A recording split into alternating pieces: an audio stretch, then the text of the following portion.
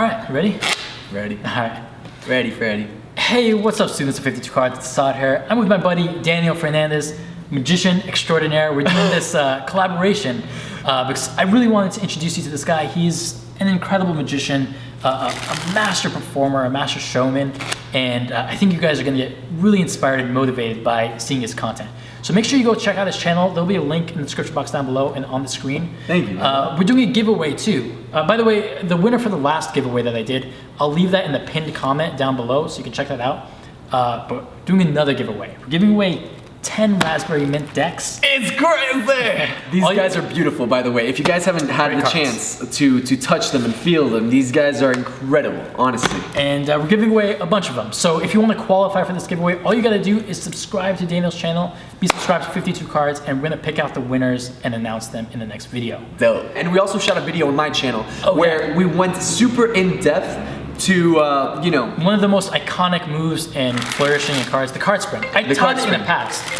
Don't worry about his phone, we're gonna keep going. I know. I've taught it in the past, but we go really in depth in this tutorial. For any of you guys who have been struggling with some of the nuances of the card spring and doing it really effectively, Daniel's got some amazing tips, some really nuggets of wisdom when it comes to it, and I go into detail on some of my tips as well. So check that video out. It's probably like the most in-depth video on YouTube for the card spring. I would agree. In this video, Daniel's gonna teach you, well, he's first gonna show you an amazing piece of magic. Right. And then we're gonna break it down and teach it to you so you can learn it yourselves. Yeah. So stay tuned for that, and let's get into it.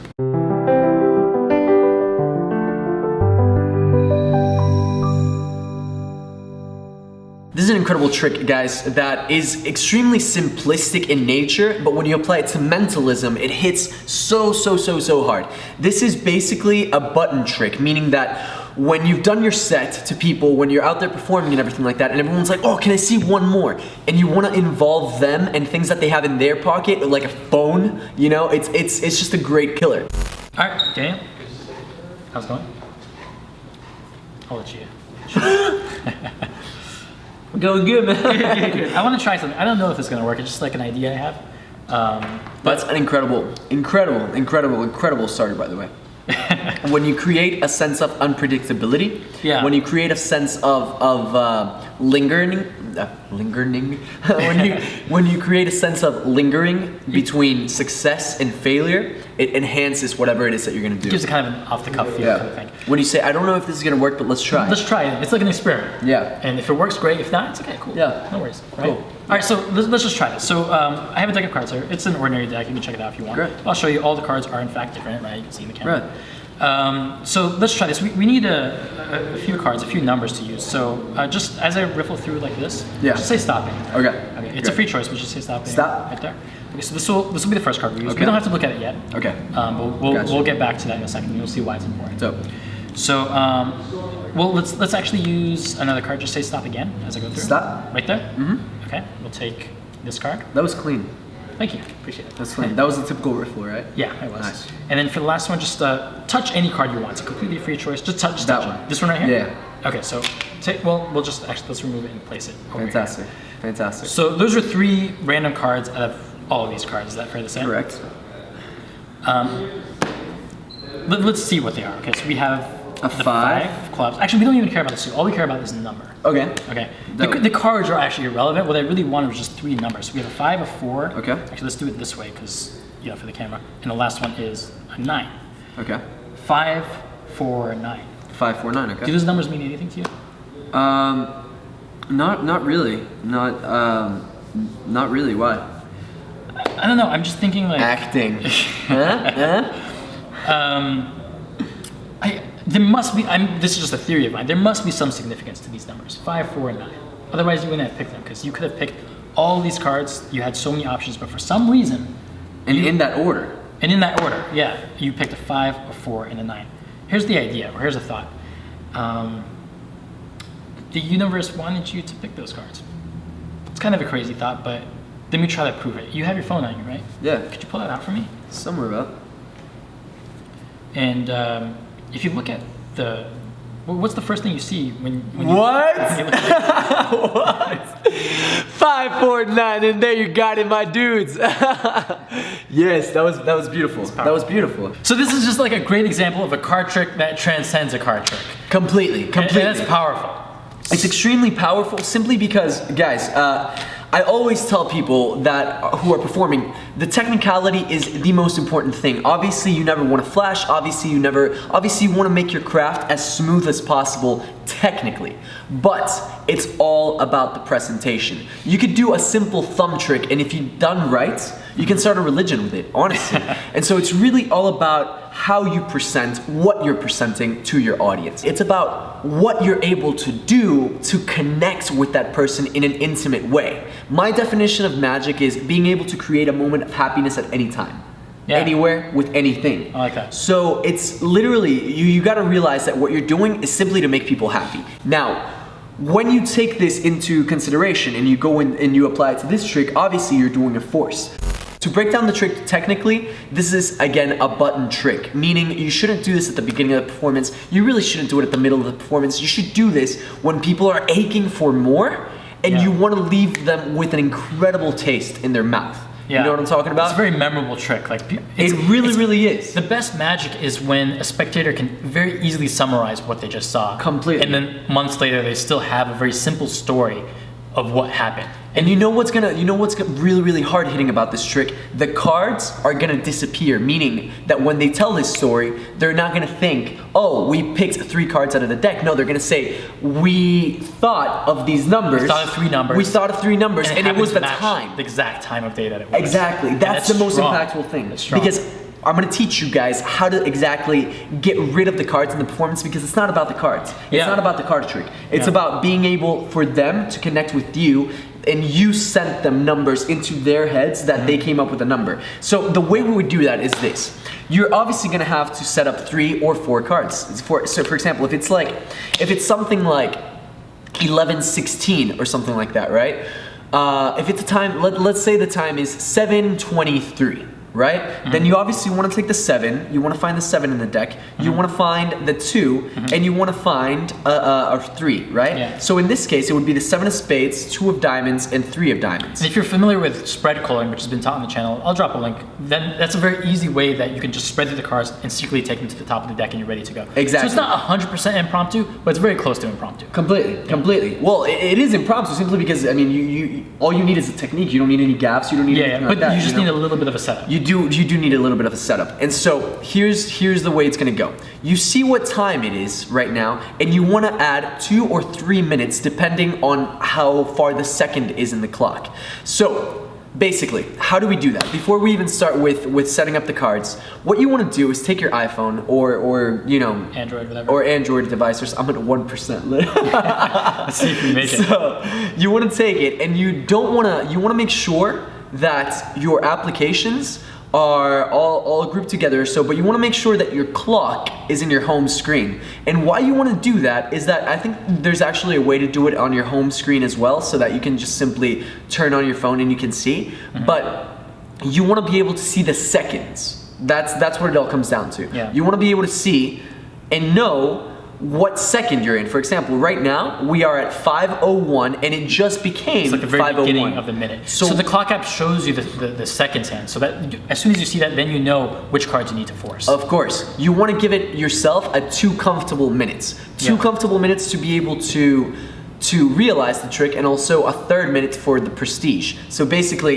if it's 5:01 right now, I would be forcing 5:03 or 5:04 depending on the second mark. Yeah. It's really all about trial and error, like figuring it out, you know what I'm talking about? Yeah, depending on your style, maybe you'll want to force like 5 minutes out, or 6 minutes out, or 1 minute out. It just depends on your personal take on it. Just practice it on yourself, practice on a few people, and you'll get a sense of how long it takes you, and then stick with that script, stick with that structure, and you'll always be able to force the right time. Completely. So what you're able to do now is my usual presentation. You've been using this deck for your entire performance, and you want to basically reinforce the fact that you've been using this deck. This allows you to simply take a look at your phone casually, as humans do. Take a look at your phone very casually, and then realize what cards you need to force. Guys, we've been using this deck the entire time, right? So then you find the 5, you know, then you find, I always, aces obviously count as 1, jack, queens, and kings count as 0. Remember that, guys. So jack, queens, and kings count as 0, aces counts as 1, and you want to emphasize this to your audience before you start the trick. Yeah.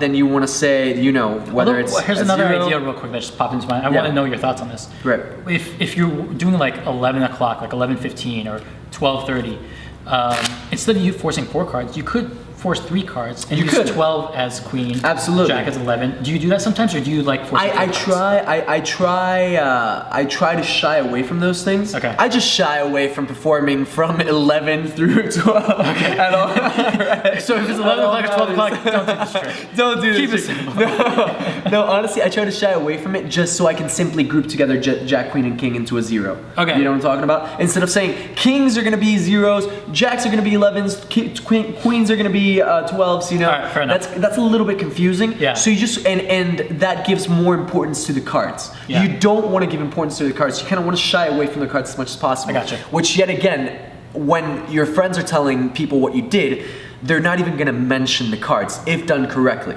So you want to find those cards and bring them to the top in a chronological order, meaning the hour is first and then the minutes. So in this case, it would be 5:03, right? And by the way, if you don't want to do a spreadicle, if you don't know how to do that, you can just cut them to the top of the deck. It's like no one's really paying attention to your hands. No one is paying attention. Just do it. Like, they're asking you to do something else. You're checking your time because, hey guys, I kind of really got to go, or whatever pattern would fit into the situation. And then you're like, okay, fine. You know, guys, we've been using this deck the entire time. And you show them that all these cards are completely different. You know what I'm talking about? The easy way of going about it would be to do a riffle shuffle for all 3. So you re-emphasize the fact that all the cards are absolutely different, and you show them just like this, and then you go straight into a riffle shuffle. Not a riffle shuffle, a riffle force. Yeah. You go straight into a riffle force. So you can use like any force you really want, whatever ones you're most comfortable. We're gonna give you a few ideas on some forces that we really like. But yeah, like the exact force that you use doesn't really matter as long as you're forcing the card. Completely. Now you gotta force 3 cards. So what I usually like to do, by the time that you're ending your performance, there's usually more than one person, hopefully, if you're doing it. So you wanna do something that involves as many people as possible. What I usually do is I use the Riffle Force or the Classic Force on 3 different people. So I would go like, yeah, man, could you help me out with this? Go ahead and say stop at any point. Boom. Yeah, take your card. Don't show it to anyone. Keep it in your hand. You're gonna be first. You emphasize the point that he's gonna be first, right? Yeah. Then you go ahead and go. You've explained this force before, right? Actually, I don't know if I've taught the Riffle Force on the channel before. Let's go into a little bit of instruction there. So all you want to do is have the card that you want to force at the top. So obviously you're stacked with 3 cards that you want to force at the top of the deck. You want to give a cut and a handout while holding a pinky break. So now the card that you're going to force is in the middle of the deck. And all you have to do is run your thumb through the side of the deck until they say stop. And when they say stop, all you're doing is simply cutting the pinky break. It's a bold move, but it flies. It totally works. A lot of it, I think, it comes down to like your mentality or just the vibe. If you're like, say stop anywhere, then they're gonna be like, oh, they're gonna be really careful. But if you're just like, hey, say stop anywhere. Say stop at any point. And you're casual. Doing it, I usually go riffle through the deck before I tell them to say stop. So, man, I want you to go ahead simply as we go through the decks, just say stop at any point, stop. Yeah. And what if they say it's too early? If they say it's too early, you still do the cut. Yeah, it doesn't matter. I've done this 10,000 times. No one has ever told me, hey man, you didn't stop where I told you to stop. No one. Because you're not paying attention, because it's not about that, you know? It's about what's coming, you know? Yeah, the vibe before you force is like, internally, like this is how you want the tone of like pick a card to come across, as if it doesn't really matter. After they pick the card, then you're like, okay, now you said stop anywhere, you picked it. So before you act like you don't care, afterwards you do. Completely. Okay. That's a very, very good tip. Here's another, it's similar to the Riffle Force, but I think I have taught this in the past, but just as a reminder, if you wanted to force the top card of the deck, same thing, you say stop anywhere, but this method doesn't require a break because you're forcing the card that's on top. All you do, maybe you've seen this before, it's really cool. Yeah, of course. You do go the here, handout. and then you go boom. Yeah. And it looks like that's the card that's coming from the middle. So yeah, not even a break required. Yeah, completely. It's a really cool force. You just, whenever they say stop, what you're doing is you're sticking your thumb into the spot that they actually stopped at, you're flipping that packet over, and then you're dropping your right hand, and that creates the illusion that is you're showing them the card, or you're giving them the card that was from the center of the deck that they stopped at. Really cool force. But use either one, both the Riffle Force, and I believe it's called the Goldine Force, but the proper credits will be in the description box down below. That's another option. Now, my personal favorite force to use with this specific trick is the classic force. It is a little ballsy, and I wouldn't recommend it if you're trying to barely get into the trick, simply because you gotta be 100% comfortable with your classic force. But I'm honestly really, really comfortable with this force. So obviously the way it goes is you hold the break, and you spread through the cards to the point where you want someone to touch it. And I know he's holding the 5 right now, which is you're holding the 5 Daniel's right like now. the master of the classic force. So can you give us a few tips on how you think about that? Because the thing about the classic force is that, yes, it's the most natural, most convincing force out there. However, if you don't do it right, it's not a surefire thing. So there's an element of risk there. There is an element of risk. Can you talk about some of the tips that you do to minimize that risk? Absolutely, absolutely. I wouldn't even see it as risks. I would see it as opportunities for comedic purpose, for comedic banter or something like that, right? So simply what you're in era doing, the cleanest way to have someone pick a card is simply to open them up like a baby. Hey, take out any card. Classic force, you're doing the exact same thing. You're opening up the deck whilst holding a pinky break. They don't know this, and you're simply opening up the cards to the point where you force them something. So it's all about getting the timing of their touch. When you tell someone to pick a card, this is what always will happen. People will always pick the card with their thumb and index finger. They'll either touch it with their index finger or they'll pick it with their thumb and index fingers. So it's all about getting the timing together. If I'm trying to force the 5 of hearts, the 5 of hearts is gonna be here. I'm talking to them and I'm gonna like, look man, I just want you to see all these cards are absolutely different, correct? Yep. And very gently, you just give it the deck of cuts, hold a pinky break, and now you're ready to go. Now you know that the card that you need to force is in your pinky break, obviously. And so it's all about getting the timing down.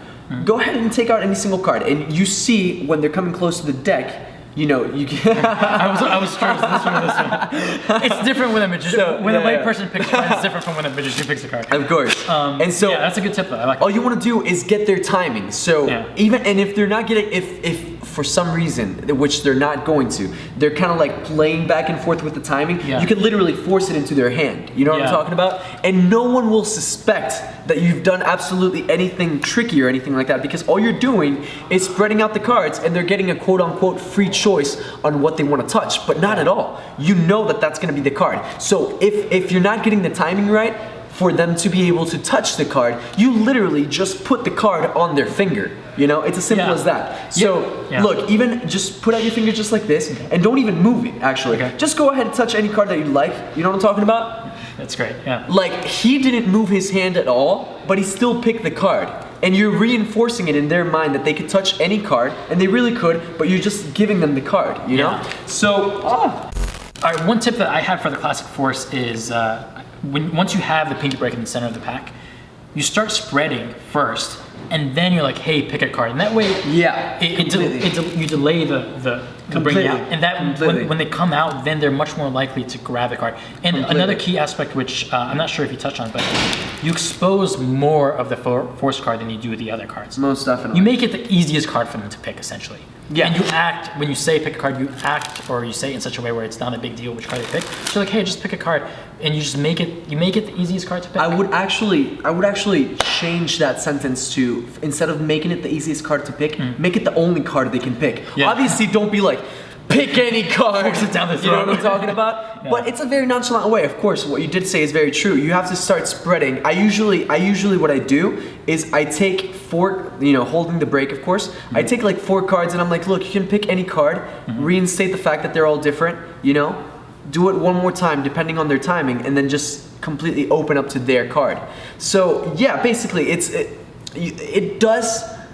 Sometimes you could fail. But it's about practice. Guys, like we said in my video, practice is the mother of skill, period. And repetition is the mother of skill. Yeah. And so the more you practice it, the more comfortable you are. Now, let's move on. Yeah. We've got the force down. You can use the Riffle Force, you can use the classic force, whatever it is that you end up going with. Oh, one more I just want to mention. Like my favorite one, I'll feel bad if I don't mention it. The underspread force, which also allows you to spread the cards out. They can touch any card they want, but it's a surefire thing. So I won't go into detail on it now, but I'll link you to that if you want to check out that force, because that's another great one that could be used really well here. What you definitely want to do is you want to involve your audience as much as possible. Remember, this is a trick about connection. This is a trick about good pattern. This is all about the mental pattern that you install before the trick comes to be a trick. Guys, this trick is all about connection, okay? Irrelevant of the cards, you want to connect with these people. So if you're forcing 3 or 4 cards... What do you mean these people? Wow, thanks, man. You tell each of them to remember their number, and this is crucial, guys. You tell them you get the cards back from them, and you get rid of the cards. So now the cards are irrelevant. You grab the cards from them, you get rid of them, you put them in your pocket or so forth, and you tell them to keep the number in their mind and not to tell anyone, right? Cards. So, one point that your senpai here made was very, very good. Senpai. Which you said, why do they put away the cards? Why don't they just keep the cards in their hand to say? Yeah, like I think a line of pattern that could be powerful, and I kind of want to hear your thoughts on this, is after they pick the card, be like, there's a reason you pick these cards. There's some significance to it. Right. But I like what you said earlier. So we had this conversation and something happened to the camera, but so we're recapping here. Right. So the reason behind that being, I put the cards away to make it a mental thought. Yeah. Remember, you want to make people think that they thought of these numbers instead of picking the numbers. You want them to like forget about the cards entirely because it's more powerful. You want them to forget about the cards entirely. And so when you give them the cards, you know, they pick the cards, they're holding on to them, they memorize it, I tell them to lock it into their mind, they give them back to you, you put it away in your pocket. Now the language that you're gonna be using is different from the language that you would be using if they wouldn't have put the cards away. Mm-hmm. If they wouldn't have put the cards away, you would say something like, now you guys picked any cards that you wanted, right? Mm-hmm. And when they tell this trick to their friends, what you did, they're gonna say, oh, this guy had me pick some cards, which immediately kind of diminishes the effect, the power of the effect. But if you put the cards away, now you can use different language. Now you can say, okay, there's a reason, like you're going back There's a reason you're thinking of these numbers. There's a reason that you're thinking of these numbers. So instead of cards, you replace them with numbers, power. Instead of picking, you replace the word picking with thinking. And everything just becomes so much more powerful because now there's a mental connection taking place instead of just like a silly quote unquote, you know, possible pick. The narrative in their mind when they're recapping this story or this experience 1 month down the line, 6 months down the line, is going to be stronger. It's like, dude, that motherfucker made me think. I'm sorry. We thought of 3 numbers and we thought of these numbers. We didn't pick anything. We thought of these numbers, and it adds so much more meat to it, you know? And so basically, you say it in your pattern. Now, you guys are thinking of these numbers. Now, would you believe me if I told you that we could be connected and I made you think of these numbers instead of saying I made you pick these cards, because obviously you made them pick the cards, but no, you want to emphasize it and make it a connection by saying, would you believe me if I told you that I made you think of these numbers? After emphasizing the fact that, okay, now you guys are thinking of a number. Or maybe like there's a reason you're thinking of these numbers. It's because we're all connected to the universe in some way. Right? Like, what these numbers mean? They must mean something. There must be something in this connection with this universe. I have this hunch, like, right. You know, something like that could be pretty cool. But so honestly, you should say something that's congruent and consistent with your personality and your character. Right. Here's just some ideas, but like the principle is powerful. Then you say something very important. You usually go with B because person B is in between these two people, or the person that you think would react the biggest. Always go with someone who's gonna give you a bigger reaction, especially, oh, we got some nice lighting coming here. Yes, we're all connected to the universe. The universe is speaking to us. Night in my dreams. Seriously, this is like a Titanic moment right here. That's a beautiful sunset. Dude, that is a beautiful sunset, man. Dude. Some beautiful magicians, beautiful sunset. What's up? So, you go with that person and you ask him, hey, can you pull out your phone, please? And you can usually tell, by the way, like who's gonna react the best. Completely. Like it's just a hunch. Like you've been performing. Again, this is a button trick, meaning this is the cherry on top, right? And they pull out their phone, And all you gotta do is either you have them or you click it. If it's still at the minute before the cards that you actually forced, then you gotta build it up even more. Now, if it's already at the number, I like to do it pretty immediately because you don't know how much longer you're gonna have that number. And then you ask them to say it out loud. Subject A, what is the number you're thinking of? Not what card did you pick, what number are you thinking of? That's crucial. And remember, again, if it's a Jack, Queen, King, it's a 0. If it's an ace, it's a 1. You want to reinstate that in their mind. But what number are you thinking of? 5. What number are you thinking of? 0. What number are you thinking of? 6. Okay, 506, 506. It must mean something. Do you mind taking a look at your phone? And then they look at their phone and it says 506. That's powerful. It blows their freaking mind. It's an excellent way of taking a very simple concept, a very simple principle in sleight of hand and using it to create a much larger than life effect. And yeah, it's like what you said. These cards, like all these sleights that you're learning, all these moves that you're practicing, remember that these cards are just a tool at the end of the day. If your goal is to perform powerful magic, the effect is what matter. Please keep that. The effect of the matter. The effect is what matters. It's what matters. And the cards are just a vehicle to get to that effect. So that's an important thing to remember. It really, really is. And this is a great example of that. Absolutely. Guys, more than anything, if it comes down to anything performance, if there's anything that you take away from today, is that it's never about what you do that matters. It's all about how you do it. Again, you could easily do an ambitious card routine where you're doing double lifts and everything like that, but if you take it and you apply a nice pattern into it, you got to find your own pattern also. I think that's something very important. Every magician... Sometimes you'll see people who like copy someone else and like it's just incongruent with their character and it just comes off wrong. That's what it comes down to. So you have to have a level of self-awareness. You have to know who you are, how you speak, and then take these principles and apply it to yourself. Apply it to your craft. Apply it how you would... Start noticing the way that you speak to people on a day-to-day basis and start applying that to craft. Don't let your craft become separate from the person that you are.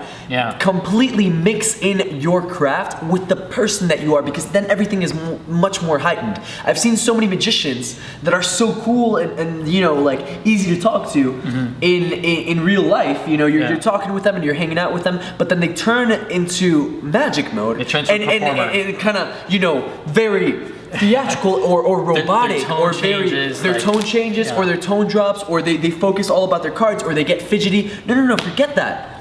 Realize who you are. Don't try to be anyone else, you know? I remember when I was younger, I definitely tried to go a lot of the Chris Angel, David Blaine route, like this very, I used to wear all black on black and like be very goth, and that's not who I am. And that of course comes through practice and finding your voice through your performance, but find that voice and then enhance it by being able to find your own pattern. Of course, this also controls, like, if you're a mentalist, you're gonna go completely the mentalist route of, you know, this is hard and heavy mentalism depending on how you dress it up. Or if you're a cardist, like a lot of your guys, you know? Or if you're like a card shark or sleight of hand guy, then you can still present this in a powerful way, but that's congruent with what you're trying to, the effect that you're trying to create. So yeah, like, know who you are, know the type of character that you want to be and that you kind of naturally are, and that's gonna help get your magic across in a more powerful way. So that's a strong lesson that I think people understand. It's such a versatile trick. It's such a versatile principle. Do it however you think would suit you, and you might take a little bit of guess and check. Before you nail down like how you would present it, but play around with that idea. It's powerful. It's strong. It's practical. It's super like practical. One of the most practical tricks you could do with the deck cards. And I think you're gonna get a lot of value out of it. So you need a hammer, obviously, to nail in the nail, right? But you're not focused on the hammer or the nail. You're focused on what you're building, you know? So focus on the building. Don't focus on the tools. I like that. All right? Dang, I just came up with that. That was good, That's deep. Subscribe to Daniel Fernandez. What's up? If you want more nuggets of wisdom, you know where to get it. Man, this has been a pleasure, honestly. Good stuff, man. Yeah, awesome chatting with you. Awesome. Thanks so much for sharing that piece of magic. I think it's incredible. Thanks so much for sharing your expertise on my channel, too, Absolutely. dude. Seriously, I really we should do this again sometime. I think it was a lot of fun, and hopefully all of you guys at home enjoyed it.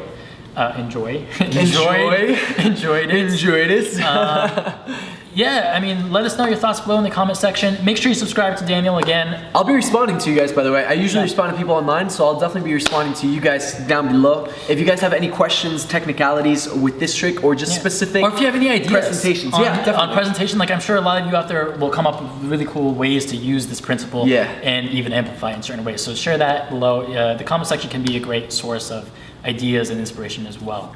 One more thing, you guys, if this video hits 7,000 likes, I normally don't ask for this, but special occasion, we're gonna do this. if we hit 7,000 likes on this video, we'll do another collaboration.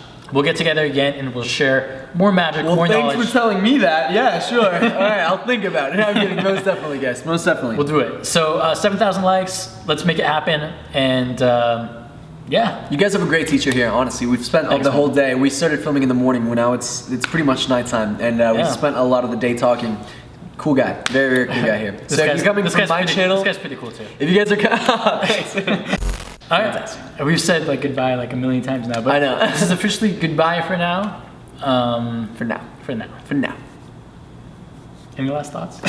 Dream big and do much bigger. I like it. Dream big and do much bigger. Words of wisdom. There you go. I like it, man. All right, guys. Peace and gals. Peace.